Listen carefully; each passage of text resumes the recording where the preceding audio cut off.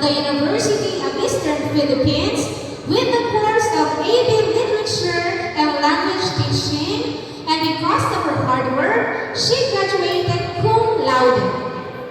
Her first station was in Galinosa National High School for 3 years, and at this moment, she is now teaching in Cabatuan National High School for 2 years. Focused on reaching greater heights and goal-spirited, she already passed the complete academic requirements. Please join me in welcoming our guest speaker today, the woman of the hour, Mrs. Jana Michael Ferreras Bisay. A round of applause, please.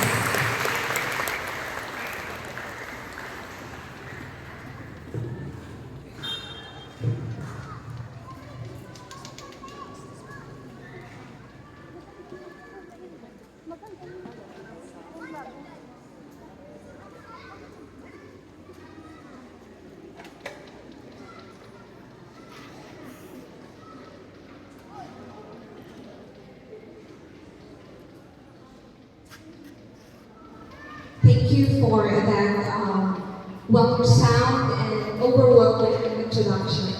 You may now take your seats.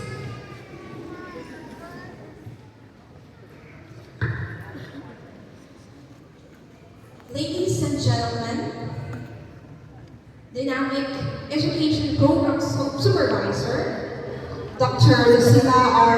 Balago, representative of the Division School Superintendent, rigorous District Head of Palawan District, Sir Rolando Moramalem, esteemed faculty members of Cabatuan Elementary School, headed by Flordelisa Mingolio, Barangay Cabatuan officials, headed by Honorable Ermita E. Flores, GPTA officers, led by Mr. Rufino Capripian, proud parents, distinguished guests, namely the school head of Pagtao National High School, Mr. James Evan Mingolio, together with Mr. Romy Hiray, and the retired teacher of Papanas Agroindustrial School, Mrs. Adelia Mingolio, and most importantly, the graduating class of 2023. It is an honor and privilege to stand before you today as your guest speaker. Before I begin, I would like to express my heartfelt appreciation to Cabatuan Elementary School for giving this once-in-a-lifetime opportunity. As an alumna of this institution, it is truly humbling to be recognized as someone who has made a significant impact in the field of education. However, I stand here not just as an educator, but also a fellow traveler on the journey of knowledge and personal growth. My speech is supposed to be delivered in English, but in order for my speech to be relatable, I would prefer to use mixed languages. English, Tagalog, and Tinor Bisamarnon. Okay ba kami sa ito, graduates? Okay. As we gather here to celebrate this momentous occasion, I am filled with profound sense of pride and admiration for each and every one of you. Narito tayo upang ipagdiwang ang inyong mga tagumpay, ang inyong katatagan, at ang inyong paglalakbay tungo sa mahalagang yugto ng inyong buhay. And as you reflect on your educational journey, you cannot help but acknowledge the significant role that your teachers, mentors, and loved ones, especially your parents and guardians, who have played in shaping you into the individuals you are today. As I reflect upon my own educational journey, I am reminded of the immense power of education and the transformative impact it can have on our lives. Education is not just about acquiring knowledge. It is about discovering our passions, honing our skills, and developing into well-rounded individuals who can contribute positively to society. Each step of your educational journey has shaped you into the person you are today. And I encourage you to cherish the experiences, the friendships, and the lessons learned along the way. This year's theme, Graduate ng K-12, hinubog ng matatag na edukasyon, or in English, K-12 graduates molded through a resilient education. That is the theme for this year. I stand here today as a testament to the fact that resilient educational foundation can open doors of opportunity and pave the way for a fulfilling and meaningful career.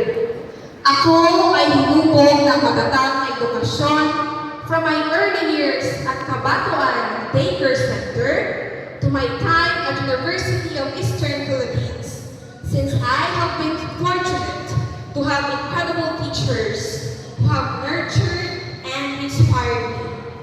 Ngunit, ang naging matatag na pundasyon ay ang aking ina. Mama, I hope you're proud up there. I was blessed with her unwavering support.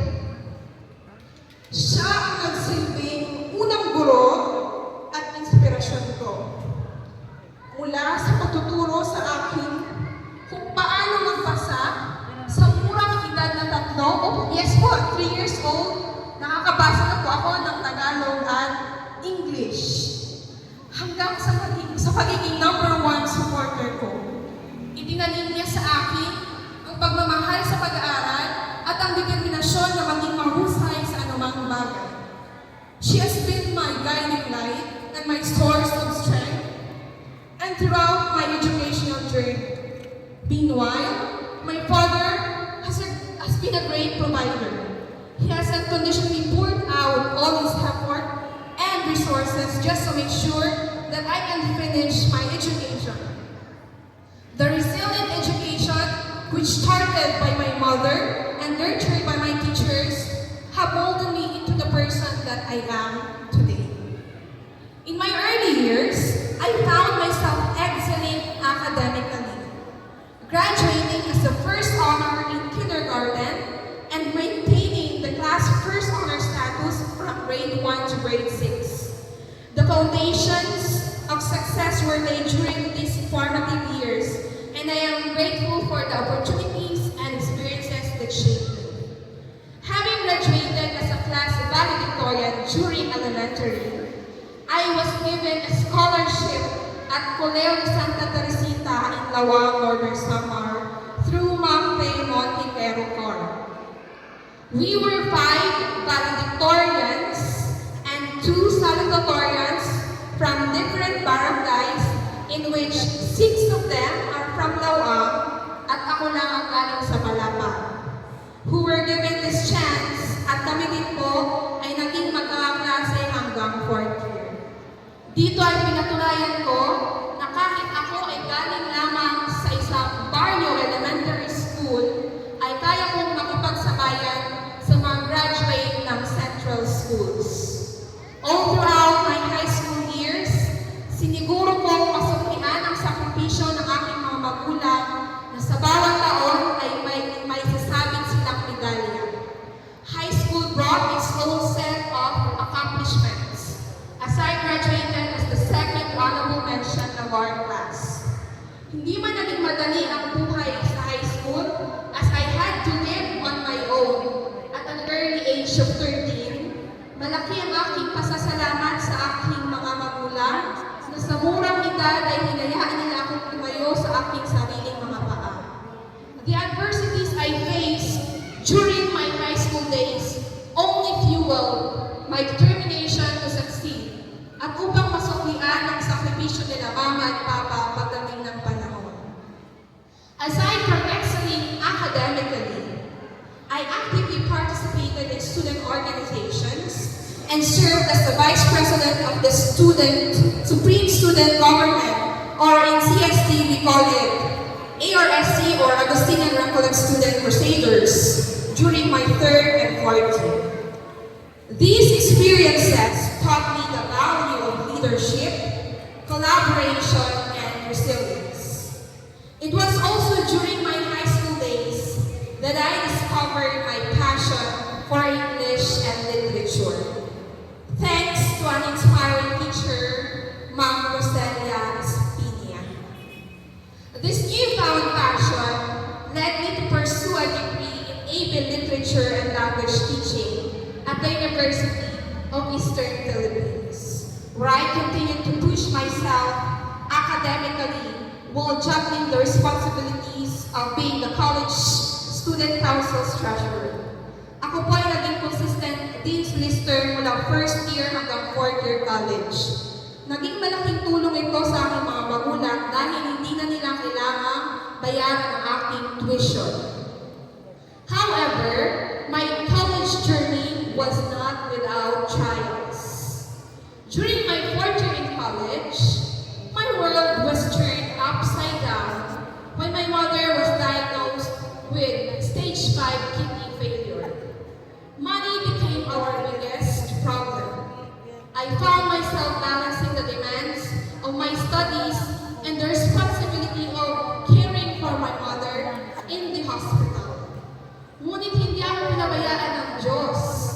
Nariyan ang aking pamilya, kaibigan, classmates, nasinigd ako sa aking mga lacking outputs, nakiusap sa mga professors ko na i-excuse ako kung may biglaang quiz at recitation sa mga panahong nagbabantay ako kay mama sa ospital at sa mga professors ko na binigyan ako ng consideration. It was during this trying time that my faith in God reached new heights.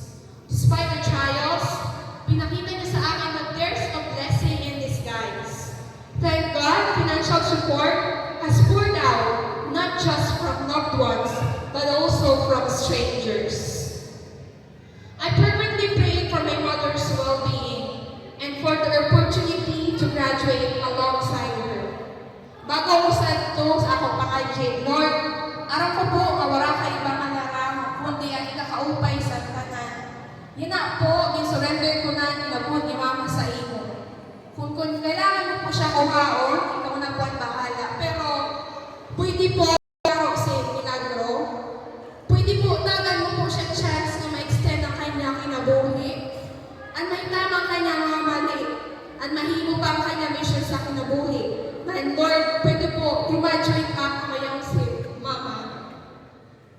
Miraculously, my prayers were answered. Despite immense challenges we faced, my mother was still alive to witness this joyous milestone in my life. And I graduated as cum laude. During the awarding ceremony, despite the struggle to walk, sumakag gihapon si Mama sa stage to put the medal on me. Everybody in the house was crying. My classmates, my professors, who knew what Mama and I have went through. Alam nila how I begged for God for this moment na graduate na yadak si Mama. How perseverance and the strength that comes from waving faith. After graduation, I took a leap of faith and traveled to Manila to work as an English as a language teacher to Korean students. It was a daunting experience, being in a new city at kailangan kong pagsabayin ang pagtatrabaho, financial na responsibilidad para sa aking pamilya, lalo na para sa pagpapagamot ni Mama at pagsuporta sa kapatid ko na sa fourth-year college sa panahon na iyon. At ang pag-review para sa LEP or Licensure Examination for Teachers. I had to budget not only my personal expenses, but also my time. Way back in Icon Academy, there was a 10-minute break in every session, and I would use that time para tanghalian, ginawa ko na rin study time. Sa uwian naman, dahil sa sobrang traffic ay madalas na alas 10 o alas 11 ng gabi na ako nakakarating sa aking tinitirhan. Pagod man, ay kailangan kong labanan ang pagod para makapag-review pa rin sa alas 2 ng madaling araw. Pagsabi ng alas 4, ay kailangan ko na namang bumangon para magtrabaho. In September of that same year, I sat for the licensure examination for teachers. At luckily, pumasa po ako. And it was one of my biggest achievements in life. Those sleepless nights and tiring days have been paid off. I took my oath as a licensed professional teacher in December that same year. In February of the following year, I made the decision to apply to the Department of Education as a public school teacher. Tita Bing Ferreras has guided me all throughout the application process. Fortunately, I placed third among all the English teacher applicants in the province of Sorsogon. Mama was again the proudest. I can still remember her reaction when I told her the news. That same reaction every time I put a medal on me. In March, I decided to go home here in Cabatuan while waiting for my teaching item. However, as I waited for my teaching item, tragedy struck again. And my mother passed away on May 18, 2018. Our world was shattered, and the grief was overwhelming. My number one supporter, my light, my best friend died in this world has finally come to an end. In June 2018, I received a call from my aunt, si Tita Bing na po, informing me that I had secured a teaching position at galing sa school. Pero wala ako sa tututuyangin ni Papa, ay gulpigod ang kanya kasuko sa pagkawara ni Mama. Nandang siya na nagbigarong plan kami. So, wala ako bumaya, ang nag-try na lang ako maghanap sa trabaho dito sa atong probinsya. Target mo bihapan ako, dream workplace, which is at UP. Kaya ako man course is for tertiary level. However, I applied and found myself on the wait list. Kaya kulang sa kanya time sin available teaching positions. In this moment of uncertainty, I turned to prayer and contemplation. After much reflection, nagpapil ako na umadto sa Sorsogon, grab an item sa DepEd. Kinaistorya ako ni Papa. Kinaistorya ko si Papa, pinaliwanag sa kanya, ang kailangan ko magsakripisyo ay waray na po ang urong na. Ginawa ko Mama ang pabayaan ako kabuntuan, so kailangan ko manigayon base makabuling sa kanang pinansyal na panginahanglanon. However, saan daw sa ako pagbiyahe pa Sorsogon, may receive ako nga text tikang sa UP. Ayaw na daw available position. Sini nga punto, nagduwa-duwa ako kung ano ako ihimuon. So, nag-araw kasi baton kung ano ang ako dapat piliyon. Ang magdiretso sa Sorsogon para i-grab ang permanent position sa DepEd or magtunto sa UP pero dili permanent position. Pero, masara niya sa ako pamilya. I asked for sign. And it was immediately given. Ay si Tita Bing nag-text sa akin hain na ako. Bagaw ko, ininaansay. So, nabiyahe ang pa Sorsogon. Adjusting to the life in Erusin Sorsogon was challenging. Lalo pa kung madarakuan bugat sa pagkasubo sa pagkawara ni Mama, pagkamingaw, at pagkahulog sa kamutahan sa ako pamilya din sa Cabatuan. Acting as a mother figure to my younger siblings, even from a distance, added to the emotional weight I carried. Umabot ang punto nga naipaaksan ako mga kinang matiti sa atong probinsya nagtatrabaho. Feeling ko sa ito, maswerte nila nga haranin ang sira sa kanyang Samantalang ako, nga kailangan ako sa nako pamilya, kailangan kailangan ko magpaharayo. Sa iton sa mga naging pangutana ko sa Diyos. Malabo pa man ang baton, tumapod ako ihap sa Kanya, kay aram ko, mamayaon siya plano sa ako kinabuhi. I turn again to prayer, and instead thank God for the opportunity given, kay diritanan na hatagan sa teaching item.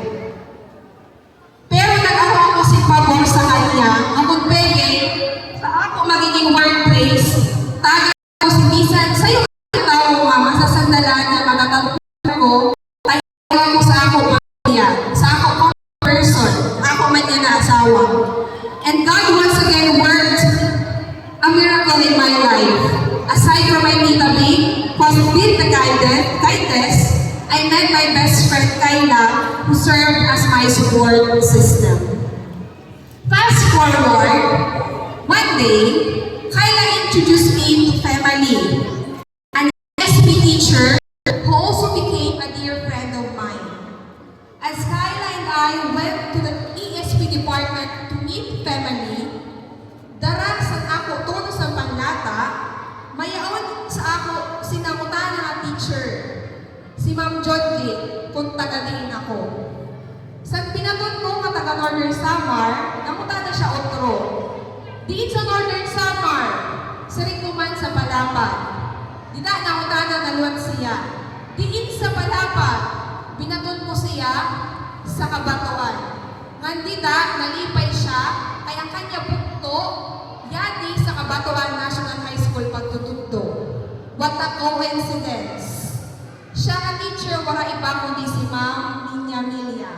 I think you are familiar with her, especially yung mga nag-high school. 2 weeks after na magka-istorya, nag-approach siya sa ako kung naruyag ako makipag-swap positions sa mundo. Ako, mapakabatuan National High School, ang iyaman bugto, mapakadi sa Galinosa National High School. Di na pala si Ton, diretso ako oo. Ay wala man talaga ibang sulit sa isip kundi at pag transfer kay karang ko nga ni mapaharagi sa ako. Diri ko aram mamayaon si mas madali ang proseso sa transfer. Pagbuhan pa ako sa serbisyo. 3 months pa na ako si Ton nga time na nagtutugdo. It was then that I realized na ibibigay naman pala ni Lord yung gusto ko na makapagtrabaho malapit sa pamilya ko. Kailangan ko lang talaga magtiwala sa Kanya. Even the people who heard about this news found it unbelievable and they would say that God was really with me in this journey. Imagine, ang paghahanap pa lang ng kaswap within the municipality, mahirap na, lalo pa kaya kung from different region na. But God has been with me. Hinanapan niya ako ng kaswap, hindi lang sa Northern Samar, hindi lang sa Palapag, kundi from Kabatuan mismo. Since then, I said to myself that I will trust my whole life to Him. And so we immediately started the swapping process. However, challenges arose. Anamo din expect na 2-month process sa pag-swap na stretch into 2 years tungod sa damo nga kaulangan na pinaan pandemic. Naabot ang punto na nawaraan na kami paglaon ni Ma'am Ninya. Sa kalagitnaan sa pandemic, umabot ang time na nawaraan paglaon ng aming paswap tungod kay nawara ang kinakailangan, nawara kanyang mga papel, ang kailangan na lahat mag-utro sa proseso, tigang sa ikam. Didi siningatay, nanlumo ako. Diri ko aram kung ano ako hipon. Nagtinangis ako. Diri ko aram kung sino ako tutukan kay bagan hopeless na ang amo case. Sa kalagitnaan sa ako pagtinangis, bigla may tumawag ang familiar number. And was already Andrew. In a remarkable turn of events, my boyfriend, now my husband, who was in police training, si Donya Tay bigla sa ako tumawag. Bawal sila gumamit cellphone habang nasa training, kaya di na ako nag-expect na magtatawag siya. Siring niya, bagan mayaon sa kanya, nagudyo ang tumawag sa ako kung delikado kay baing madakop siya. And I believe it was God nga naguring sa kanya nga himuon iton. Feeling hopeless, Andrew, through his encouragement and his resourcefulness, he gave the hope in me. He gave possible solutions to my problem. Then solutions emerged. Inaistorya ko utro si Ma'am Linya, and thank God, she gave back her hope nga nag-agree siya sa ako mga proposed solutions. And yes, the solution ng gihapon. Tuloy na gihapan namo pagswap. Ang kailangan na namo is magulat sa go signal sa both divisions. Throughout the waiting and trials, I learned firsthand the greatness of God and His presence in times of adversity. He surrounded me with a support system, my English department family, and extended beyond my family, showing me the love and care of other individuals. These experiences deepened my faith and strengthened my resolve. Finally, in September 2021, the long wait was over. The swapping process was complete, and I returned home to Cabatuan and is now serving the community as an English teacher at Cabatuan National High School. Harangin na gihapon ako sa ako pamilya. Nababantayan ko na ang akong kabuntuan, and I am now happily married to the most loving and caring person. It was a homecoming filled with gratitude and renewed sense of purpose. As I stand before you today, I am reminded of the power of resilience, pagiging matatag, faith, and the importance of taking risks.